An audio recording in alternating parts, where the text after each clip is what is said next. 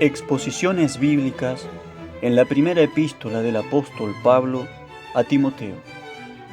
Una serie de mensajes sobre cómo conducirse en la casa de Dios. Primera Timoteo, capítulo 1, versos 3 al 7. Lidiando con los falsos maestros.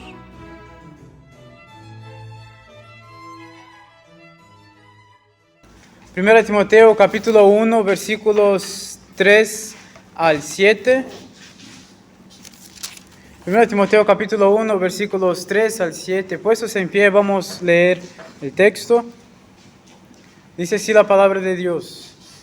Como te rogué que te quedases en Éfeso cuando fui a Macedonia, para que mandases a algunos que no enseñen diferente doctrina, ni presten atención a fábulas y genealogías interminables que acarrean disputas más bien que edificación de Dios, que es por fe.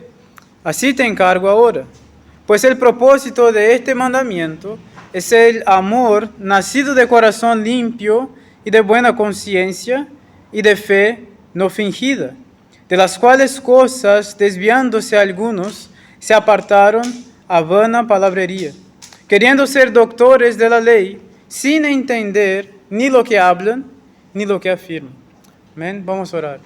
Padre Santo, te damos gracias, Señor, por poder estudiar tu palabra otra vez más juntos, y te pedimos que tu Espíritu Santo nos dé sabiduría, Señor, para interpretar ese texto, también para poder aplicarlo a nuestras vidas. Ayúdanos, Señor, a ser celosos y cuidadosos por la buena doctrina, por la buena enseñanza, pero sin olvidar cuál es el propósito de todo eso, que es que haya en nosotros un amor que proviene de un corazón limpio, de una buena conciencia y de una fe sincera. Es lo que te pido en nombre de Jesús. Amén.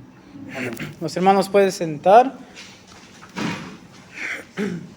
Bueno, yo tuve un profesor de interpretación bíblica y de teología en el seminario, y él enseñaba muy bien. Y en general, los alumnos de él sacaban buenas notas, casi todos. Y algunas reuniones de profesores en el seminario, algunos profesores le plantearon la pregunta: ¿por qué los alumnos en tu materia están sacando más de 85 siempre?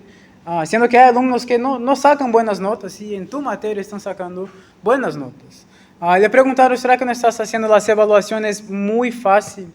Y el tema no era ese, ¿no? Y él también explicó a los profesores, los demás profesores, que si por ahí en la evaluación, si la mayoría de la clase se equivocaba en una pregunta, él anulaba esa pregunta, porque entendía que si la mayoría se equivoca, no es culpa del alumno, es culpa del profesor, y él entendía que enseñó mal y que entonces eso no servía.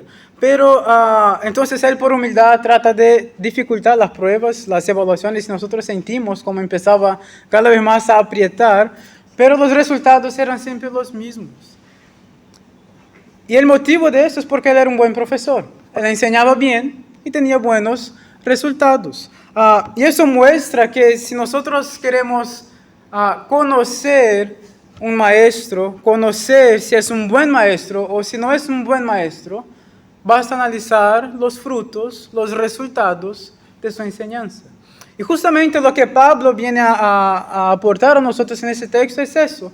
Él está hablando sobre cómo cada uno de nosotros debe portarse en la casa de Dios, y ahora empieza a hablar cómo debemos portarnos con relación a la enseñanza, a la doctrina. Y él empieza a hablar acá sobre los falsos maestros, y que la manera por la cual nosotros identificamos los falsos maestros es por los resultados de su enseñanza. Si ellos no producen buenos frutos, si Dios no produce buenos frutos por medio de su enseñanza, porque ni un buen maestro puede producir buenos frutos, es Dios que lo produce. Pero si el resultado de su enseñanza no es bueno, no son buenos maestros, son falsos maestros que están con falsas enseñanzas. Entonces, lo que yo quiero proponer en esa noche es que nosotros debemos celar por la buena enseñanza en la iglesia. Nosotros debemos celar, se entiende el término celar, ¿no? Debemos celar, cuidar por la buena enseñanza en la iglesia. Y acá está en un contexto donde Pablo encarga eso al pastor acá, pero no es algo solamente del pastor, pero también de los hermanos, entre todos, estar cuidando y celando por la buena enseñanza en la iglesia. Porque si nosotros encargamos eso solamente a la persona del pastor, ¿qué pasa cuando el pastor empieza a enseñar malas enseñanzas? Si los hermanos no están bien instruidos, van a empezar a aceptar también las malas enseñanzas. Entonces es importante que toda la iglesia esté preparada para celar por la buena enseñanza en la iglesia. Ahora, ¿cómo podemos celar por la buena enseñanza en la iglesia? Yo quiero dar acá 3 maneras por las cuales podemos celar y cuidar de la buena enseñanza en la iglesia. La primera de ellas es identificando a los falsos maestros. Pablo empieza acá a mostrar a Timoteo quiénes son los falsos maestros, cuáles son sus características, cómo ellos se portan, dónde viven, qué comen, ¿no? Pero empieza a dar sus características, ¿no?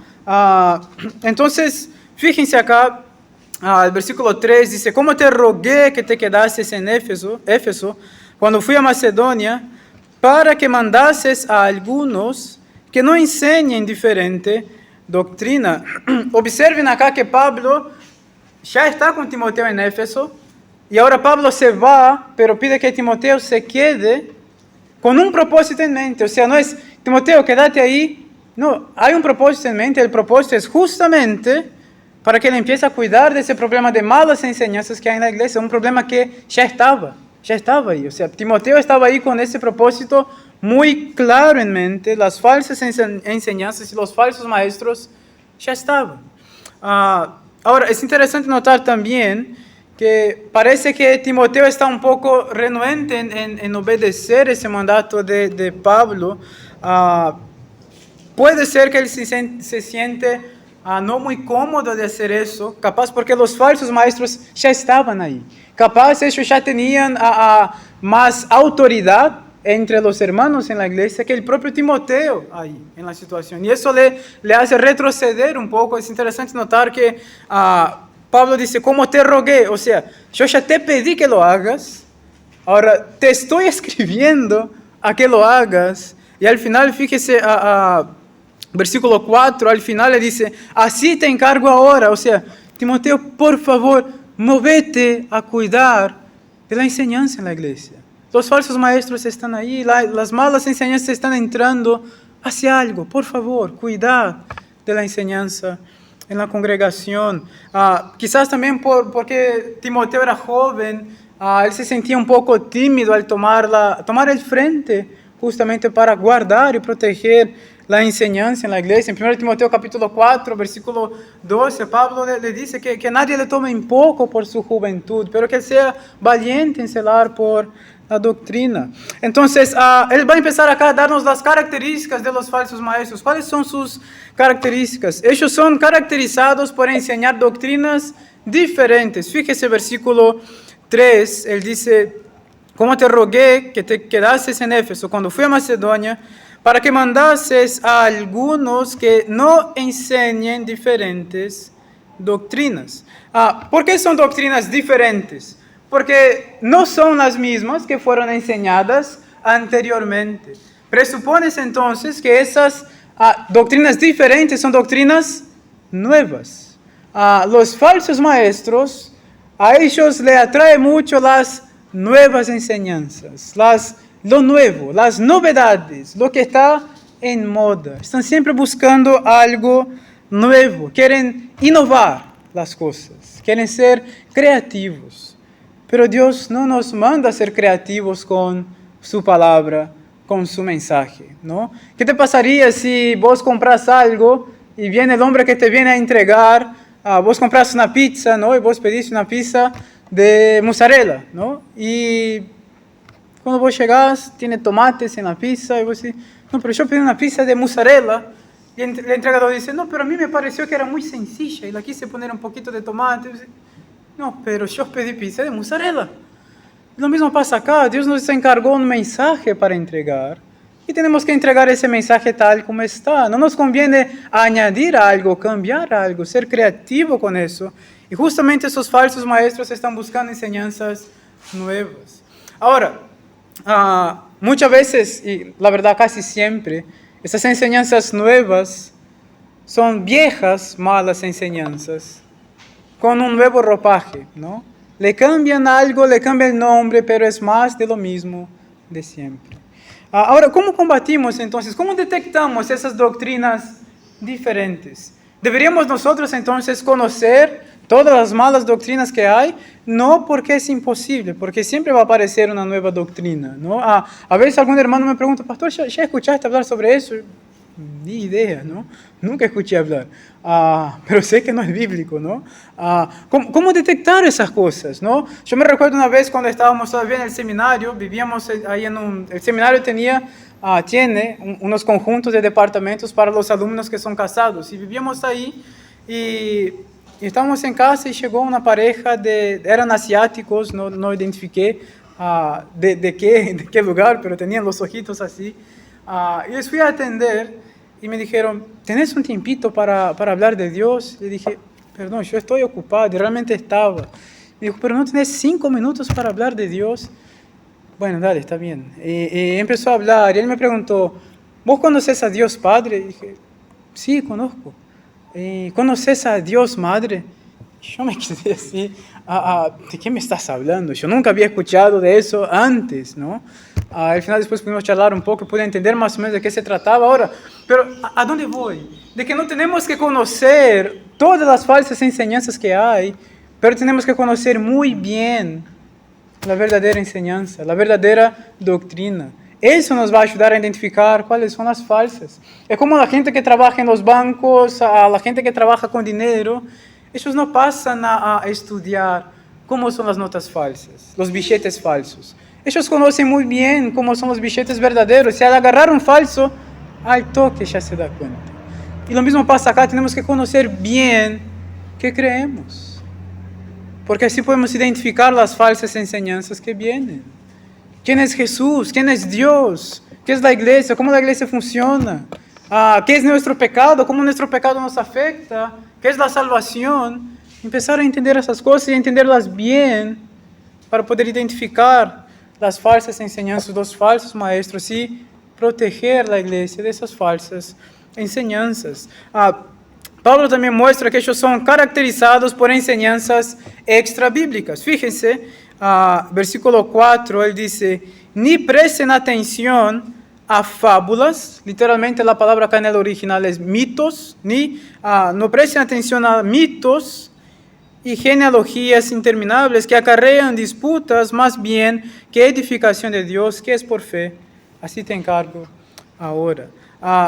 La enseñanza de esos falsos maestros, y acá vamos a caer en un contexto completamente judaico, un contexto judío acá, eran de enseñanzas extra bíblicas que estaban mucho más allá de lo que era el Antiguo Testamento y la revelación apostólica. Ellos estaban añadiendo tradiciones humanas en sus enseñanzas, y esas tradiciones traían más polémicas, más confusión que edificación. Nosotros sabemos que en ese periodo de silencio que hubo entre el Antiguo Testamento y el Nuevo, se produjeron muchos escritos, mucha tradición entre los rabinos, y es justamente de ese tipo de cosas que Pablo está hablando. Él está hablando, por ejemplo, el Talmud y todo eso fueron cosas publicadas y producidas en ese periodo. Entonces ellos volvían a agarrar genealogías, por ejemplo, en Génesis, en Esdras, en Nehemías, en Crónicas. ¿Viste las genealogías que aparecen nombres de personas que nosotros ni idea de quiénes son? Los judíos tienen libros que hablan de esas personas, pero son cosas inventadas y creadas por los hombres. Y ellos estaban aferrándose más a eso y a sus tradiciones que a la propia Biblia. Ahora, ¿cómo es que eso puede pasar con nosotros hoy por hoy? La mejor manera que eso se manifiesta entre nosotros muchas veces es con el legalismo. Enseñanzas extra bíblicas que no vienen de la Biblia, pero que a mí me gusta que sea así, entonces te digo que lo hagas. O sea, eso es el legalismo, es son poner obras, es decir, que Dios te manda a hacer algo sin que Dios te manda a hacer algo.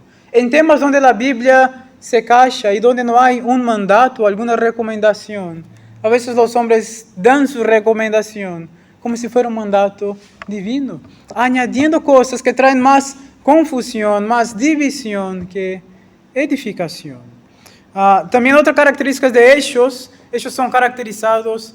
Ya me pasó la mitad del tiempo y yo estoy en el primer punto, tengo que acelerar. Ellos son caracterizados por sus polémicas. Fíjense, versículo 4 todavía dice que acarrean disputas más bien que edificación. La palabra disputas acá literalmente es polémicas, debates, es eso. Y los falsos maestros son caracterizados por traer temas, muchas veces que ni ellos entienden, pero que son polémicos.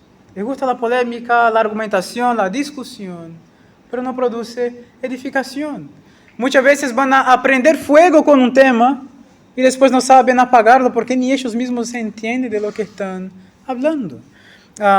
Perciban acá las características de esas enseñanzas polémicas. Y yo no estoy queriendo decir que no debemos tratar puntos que son delicados, porque la Biblia habla de temas polémicos, habla de temas complicados, y tenemos que hablar.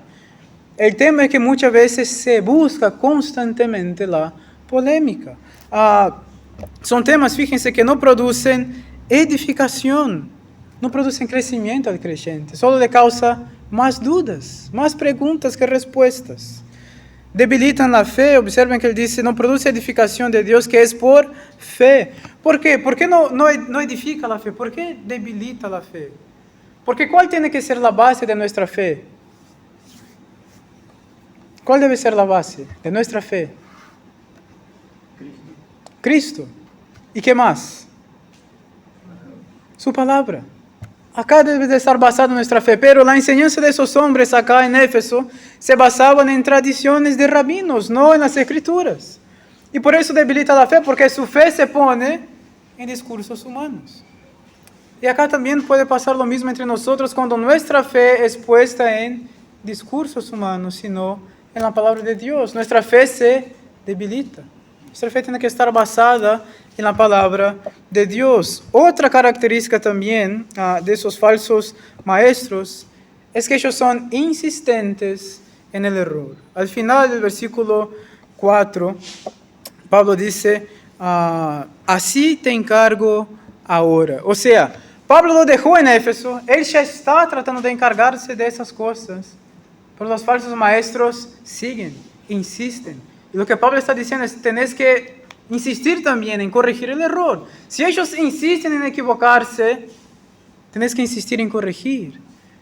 Básicamente es la exhortación de Pablo. Fíjense que el versículo 3, cuando él dice, ¿cómo te rogué que te quedases en Éfeso? Quedar es un poco más fuerte que estar. Acá la idea de la palabra es permanecer. Que permanezcas. ¿Sabe por qué? Porque si hay algo muy difícil para un pastor, es tener que confrontar a alguien que no está dispuesto a volverse de su error. Alguien que insiste en su error. Porque como pastor, cuando yo veo a algún hermano que se equivoca en algo, yo puedo ir a hablar al hermano, y yo sé que es un hermano que escucha, yo voy con plena paz y tranquilidad. Pero cuando vos tenés que hablar con alguien que vos sabés que no escucha, como es difícil. Y por eso Pablo dice, quedes, permanezcas, no desistas, no abandones, insista. Porque tienes que recordar cuál es el propósito de lo que estás haciendo. No es simplemente que tienes que cuidar de la doctrina porque suena bien. Tienes que cuidar de la doctrina porque cuidando de la doctrina, los hermanos van a crecer en un amor que proviene de un corazón limpio. Mala enseñanza no produce verdadero amor. Y acá es donde nosotros llegamos a la segunda manera acá de cuidar de la doctrina. Debemos entonces celar por la buena doctrina, en primer lugar, identificando los falsos maestros, y en segundo lugar, recordando que la buena doctrina produce amor. Tenemos la tendencia a pensar que doctrina y práctica son cosas completamente separadas que nunca se unen. Y que está bien, podemos tener buena doctrina y todavía faltar muchísimo para crecer en amor. Sabemos que siempre va a faltar, siempre tenemos que crecer en amor porque debemos amar unos a otros como Cristo nos amó. Y nunca vamos a tener ese amor perfecto. Siempre tenemos como crecer. Pero el tema acá es que la verdadera doctrina es lo que va a producir verdadero amor en nosotros. Esas cosas no están separadas. Y cuando nosotros percibimos que estamos bien en la doctrina, pero nos falta amor, tenemos que hacer algunos ajustes acá, porque hay una barrera entre nuestro cerebro y nuestro corazón. La doctrina no está bajando en nuestro corazón. Y tiene que bajar a nuestro corazón para que se vuelva práctica. Lo que vemos acá en este texto, fíjese el versículo 5, él dice, pues el propósito de este mandamiento, ¿de qué mandamiento Pablo está hablando? Lo que él dijo en el versículo 3. Yo te rogué que cuides de la doctrina, y el propósito por el cual te estoy pidiendo que hagas eso es justamente el amor nacido de corazón limpio y de buena conciencia y de fe no fingida. Tenés que cuidar la buena doctrina para que el amor venga de un corazón limpio, de una buena conciencia, de una fe sincera, una fe que no es fingida. Lo que vemos acá es que el verdadero amor proviene de un corazón limpio. Ese corazón limpio seguramente viene por una relación con Cristo, viene por conocer quién es Él y por tener esa verdadera enseñanza en nosotros. Es imposible, hermanos, que tengamos verdadero amor siendo débiles en nuestro conocimiento de Dios. Porque muchas veces ese amor es un amor vacío. Más adelante Pablo va a hablar de que ellos están hablando de palabrerías vanas. Y va a producir un amor vano, un amor vacío, porque no es un amor que se basa en la palabra de Dios, es un amor que se basa en lo que yo siento. Entonces, si hoy yo siento que debo amar y ayudar a mi hermano, lo voy a hacer, pero si mañana no lo siento, no lo voy a hacer. Y el amor es mucho más que sentimiento. Pensemos un poco en cómo Dios nos amó. ¿Sería natural que Dios sintiera por nosotros ese amor? Siendo nosotros pecadores, sucios, muertos espirituales, que le ofendemos constantemente, no es un simple sentimiento. Dios nos eligió y decidió amarnos. Y el amor va mucho más allá de lo que nosotros sentimos. No siempre sentimos que debemos amar. Es fácil amar cuando el otro hermano nos hace bien. Pero es difícil amar cuando el hermano nos ofende. Y justo ahí es donde el amor se manifiesta. Jesús nos enseñó que si nosotros nos amamos a los que nos aman, ¿qué hay de diferente en eso? El mundo lo hace eso. El tema es cuando amamos a aquel que nos ofende, es cuando podemos perdonar.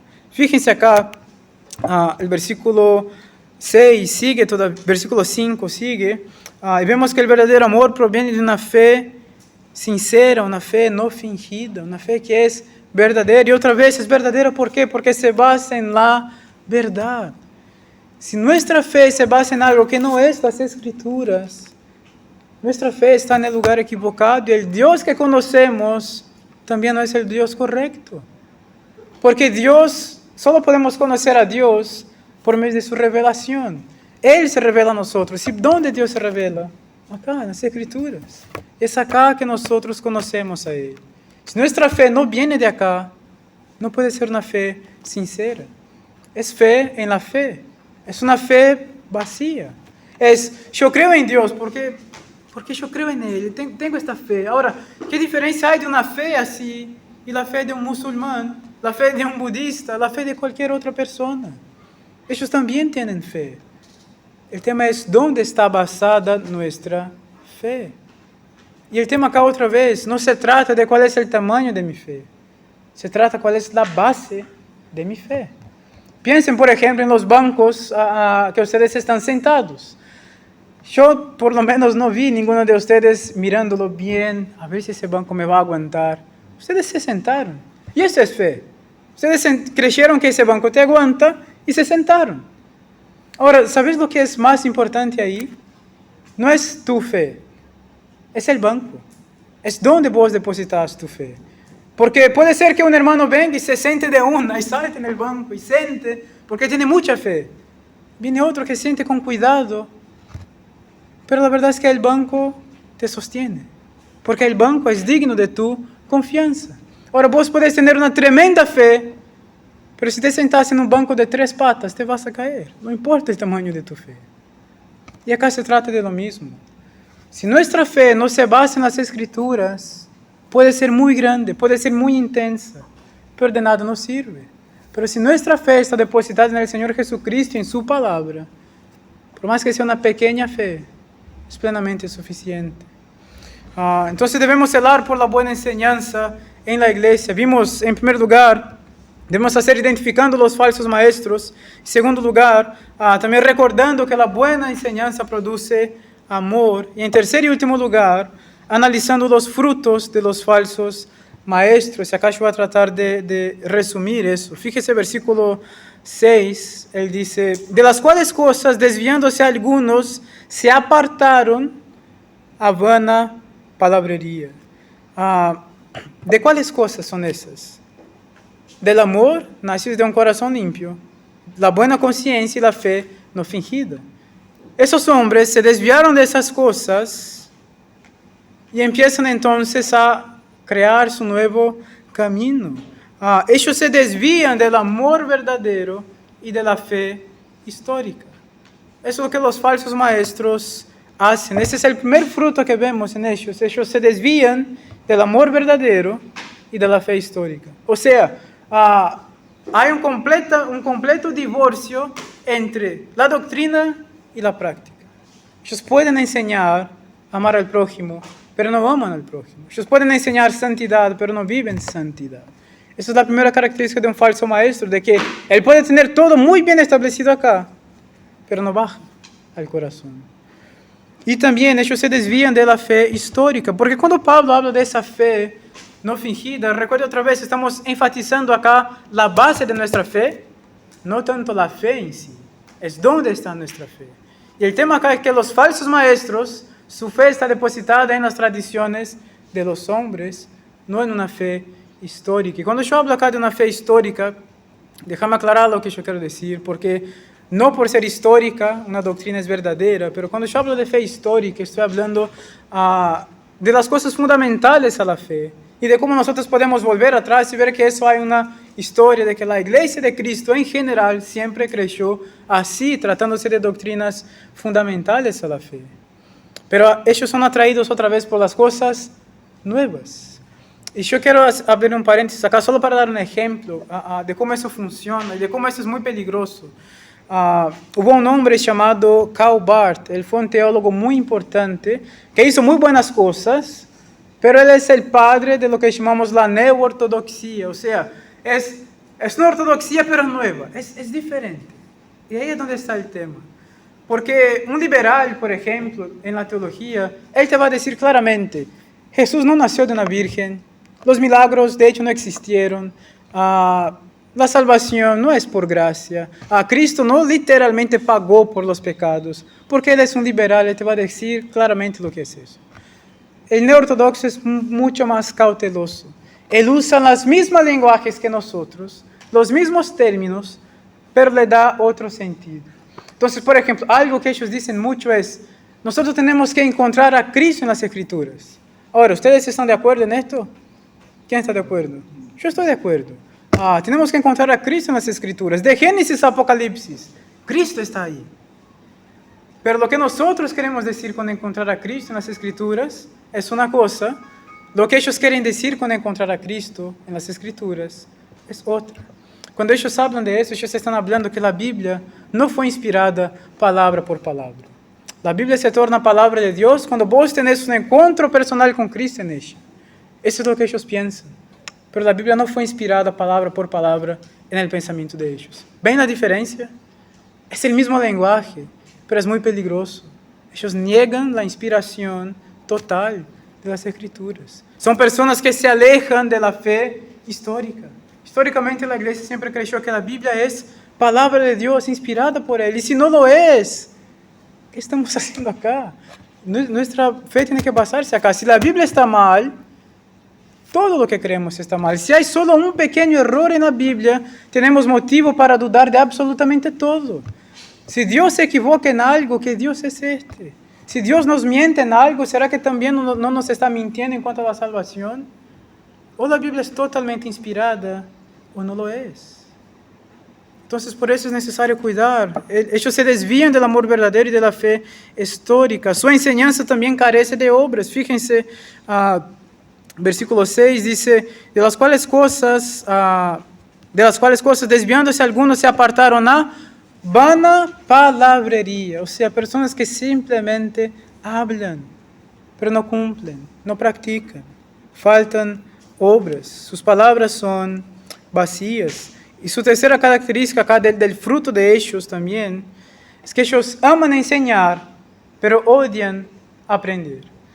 Versículo 7 dice, queriendo ser doctores de la ley, sin entender ni lo que hablan, ni lo que afirman. Un falso maestro generalmente va a ser conocido por eso. Él ama hablar, ama enseñar. No le pesa enseñar. ¿Viste los jugadores que la gente dice, parece que no le pesa la camisa? Es un maestro que vos decís, wow, no le pesa enseñar, no, parece que no siente el peso de la responsabilidad, va que va. Y no estoy hablando acá de que una persona que es extrovertida en la enseñanza es un falso maestro, no es eso, es que él no siente el peso de la responsabilidad. Santiago nos dijo, no quiero muchos de ustedes ser maestros porque seremos dignos de mayor juicio. Pero a los falsos maestros les encantan enseñar, pero no les gusta aprender. Difícilmente verás un falso maestro bajo la autoridad de otra persona. Él quiere enseñar, pero no está dispuesto a aprender. Un maestro de las Escrituras tiene que tener humildad. Tenemos que tener a alguien que está arriba de nosotros, de quien también recibimos enseñanza, de quien aprendemos. Tenemos que tener la humildad para escuchar incluso a las personas que enseñamos, porque Dios no habla solamente conmigo, Dios también habla con ustedes y puedo aprender con ustedes. Entonces acá es donde empieza la cosa, porque el falso maestro él nunca va a escuchar. La enseñanza solo la tiene él, solo la da él, solo él habla, nunca escucha. Cuando nosotros empezamos a percibir eso en nosotros, debemos cuidar porque no estamos yendo por el camino correcto. Un verdadero maestro, él enseña, pero él busca aprender. Fíjese que justamente es el error de ellos. Ellos quieren ser doctores de la ley, pero no entienden. No entienden lo que enseñan, no entienden lo que afirman. Y a cada día de afirmar es hablar con convicción. Ellos pueden vociferar, si es que esa palabra existe en castellano. Pueden vociferar con mucha convicción ciertas cosas, pero no las entienden porque no paran para aprender, para analizar lo que están afirmando. Simplemente lo dicen. El verdadero maestro de la palabra él tiene que escuchar, aprender. Siempre tenemos algo para aprender. Para concluir, entonces debemos cuidar de la buena doctrina para que haya amor verdadero en nosotros. No nos olvidamos cuál es el propósito. No debemos cuidar de la sana doctrina para que seamos una iglesia de sana doctrina. Si pensamos que es eso, estamos completamente equivocados. Debemos cuidar de la sana doctrina para ser una iglesia donde hay amor verdadero que proviene de un corazón limpio, buena conciencia, una fe sincera. Ese es el propósito de ser una iglesia de sana doctrina. No es simplemente para decir, nuestra iglesia es una iglesia de sana doctrina. No, eso se va a ver por nuestros frutos, por el amor que tenemos unos hacia el otro, por la fe sincera que tenemos. Y yo quiero concluir leyendo Apocalipsis capítulo 2. Apocalipsis capítulo 2. Es la carta a la iglesia de Éfeso, pero casi 30 años después. Es la carta que Juan les escribe a ellos. Y parece que en esos 30 años después de la carta de Pablo a Timoteo, algunas cosas pasaron, mejoraron en algo, pero cayeron en otro. Y es lo que vamos a ver ahora. Fíjense, Apocalipsis capítulo 2, versículo 1 dice, escribe al ángel de la iglesia en Éfeso, el que tiene las 7 estrellas en su diestra, el que anda en medio de los 7 candeleros de oro, dice esto, yo conozco tus obras y tu arduo trabajo y paciencia. Entonces, Esa misma iglesia con quien Timoteo estaba lidiando era una iglesia que trabajaba arduamente, que tenía perseverancia y que no puede soportar a los malos, y has probado a los que dicen ser apóstoles y no lo son, y los has hallado mentirosos. O sea, la enseñanza de Timoteo funcionó. Ellos estaban listos para percibir quién eran los falsos maestros y darles el trato correcto. Y has sufrido y has tenido paciencia, has trabajado arduamente por amor de mi nombre y no has desmayado. Pero tengo contra ti, preste mucha atención, tengo contra ti que has dejado tu primer amor. Llegaron a ser una iglesia de sana doctrina, pero olvidaronse el propósito de ser una iglesia de sana doctrina. Ellos se olvidaron de su primer amor. El propósito de ser una iglesia de sana doctrina es que haya verdadero amor en nosotros. No podemos olvidarnos de eso. Sana doctrina y amor tienen que andar juntos. Nuestro Dios, que es un Dios de verdad, que es un Dios verdadero, también es un Dios de amor. La verdadera enseñanza en nosotros tiene que producir amor en nuestros corazones. Vamos a orar.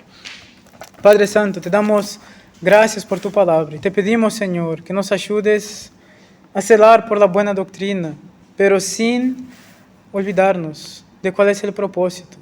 Es para que haya verdadero amor en nosotros. Líbranos, Padre, del error de celar tanto por la doctrina y olvidarnos de amar. Ayúdanos, Señor, a conocerte más, pero también a amarte más y a amarnos unos a otros más también. Es lo que te pedimos, en nombre de Jesús. Amén. Amén.